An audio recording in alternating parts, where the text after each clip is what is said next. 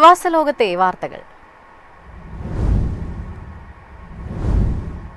അമേരിക്കയിൽ തൊഴിലില്ലായ്മ വർദ്ധിക്കുന്നതായി റിപ്പോർട്ട്. തൊഴിലില്ലായ്മ ആനുകൂല്യങ്ങൾക്ക് അപേക്ഷിക്കുന്നവരുടെ എണ്ണം 8 മാസത്തെ ഉയർന്ന നിരക്കിൽ. താരിഫുകളെക്കുറിച്ചും സമ്പദ് വ്യവസ്ഥയിൽ അവ ചെലുത്തുന്ന സ്വാധീനത്തെക്കുറിച്ചുമുള്ള ആശങ്കകൾക്കിടയിൽ വളർന്നുവരുന്ന അനിശ്ചിതത്വത്തെ ഇത് സൂചിപ്പിക്കുന്നു. തൊഴിൽ വകുപ്പിന്റെ റിപ്പോർട്ടനുസരിച്ച് മെയ് 31 അവസാനിച്ച ആഴ്ചയിൽ 8000 പേരാണ് ആനുകൂല്യങ്ങൾക്കായി അപേക്ഷിച്ചത്. മൊത്തം അപേക്ഷയുടെ എണ്ണം 2,47,000 ഉയർന്നു.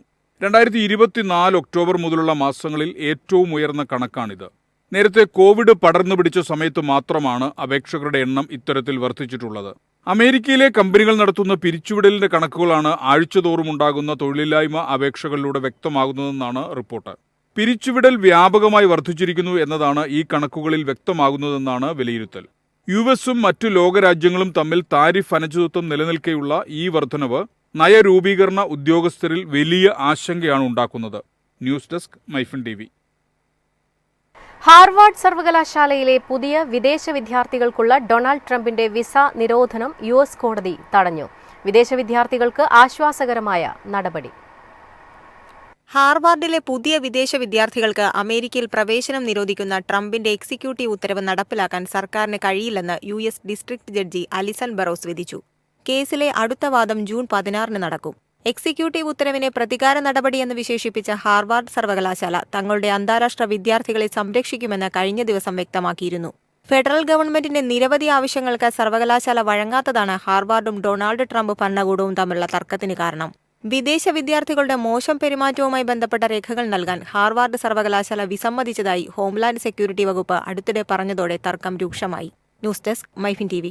ഓഫീസ് സമയം കഴിഞ്ഞാലും അവധി ദിനമാണെങ്കിലും പണത്തിന് ആവശ്യമെങ്കിൽ മൊബൈൽ ആപ്പ് വഴി ഉടനടി അക്കൗണ്ടിലെത്തും. അതാണ് KSFE smart gold over draft. ഏത് ശാഖയിലും സ്വർണം വയ്ക്കൂ.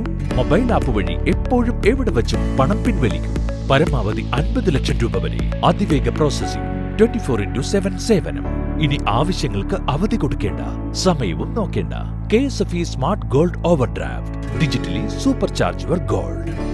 ട്രംപിന്റെ കുടിയേറ്റ നിയന്ത്രണങ്ങൾ US വ്യവസായങ്ങളെ ദോഷകരമായി ബാധിക്കുമെന്ന് റിപ്പോർട്ട്. വിദേശ തൊഴിലാളികളെ ലഭ്യമല്ലാതെ വ്യവസായ സ്ഥാപനങ്ങൾ ബുദ്ധിമുട്ടുന്നു.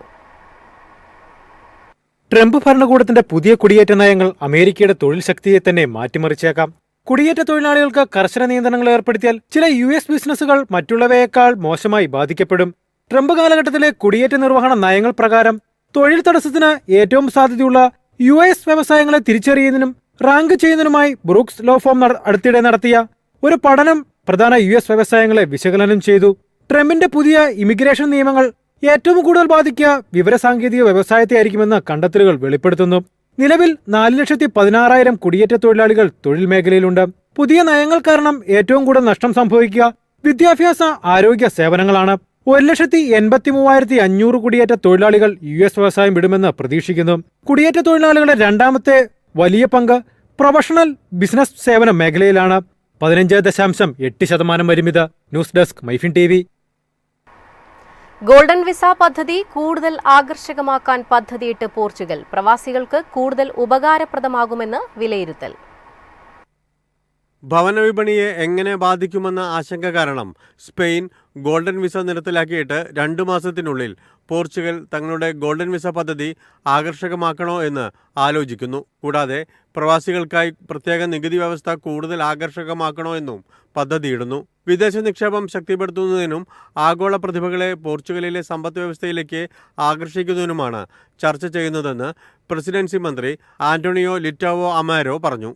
നിക്ഷേപ കേന്ദ്രം എന്ന നിലയിൽ പോർച്ചുഗലിന്റെ പ്രതിച്ഛായ മെച്ചപ്പെടുത്തുക എന്നതാണ് ലക്ഷ്യമെന്ന് അദ്ദേഹം പറഞ്ഞു.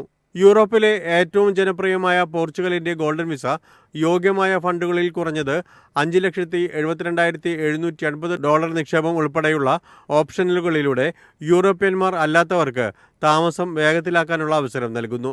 പുതിയ പോർച്ചുഗീസ് നിവാസികൾക്ക് പ്രാദേശിക വരുമാനത്തിന് 20% ഫ്ലാറ്റ് ടാക്സും മിക്ക വിദേശ വരുമാനത്തിനും 10 വർഷത്തെ ഇളവും ലഭിക്കാൻ അർഹതയുണ്ടായിരിക്കാം. News desk MyFin TV.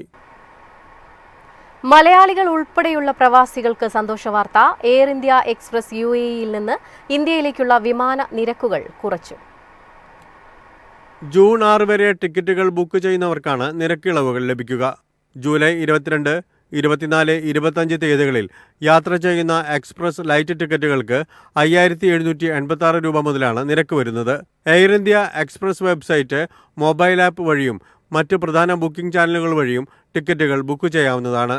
Air India express പരിമിത കാലത്തേക്കാണ് UAE ഇന്ത്യ സെക്ടറിലേക്ക് നിരക്കുകൾ കുറച്ചിരിക്കുന്നത്. എക്സ്പ്രസ് വാല്യൂ ടിക്കറ്റുകൾക്ക് 6128 രൂപയാണ് നിരക്ക്. എക്സ്പ്രസ് ഫ്ലക്സ് ടിക്കറ്റുകൾക്ക് 7041 രൂപയ്ക്ക് ലഭ്യമാണ്. ഇന്ത്യയിലെ 38 ആഭ്യന്തര വിമാനത്താവളങ്ങളിലേക്കും 17 അന്താരാഷ്ട്ര വിമാനത്താവളങ്ങളിലേക്കും എയർ ഇന്ത്യ എക്സ്പ്രസ് സർവീസ് നടത്തുന്നു.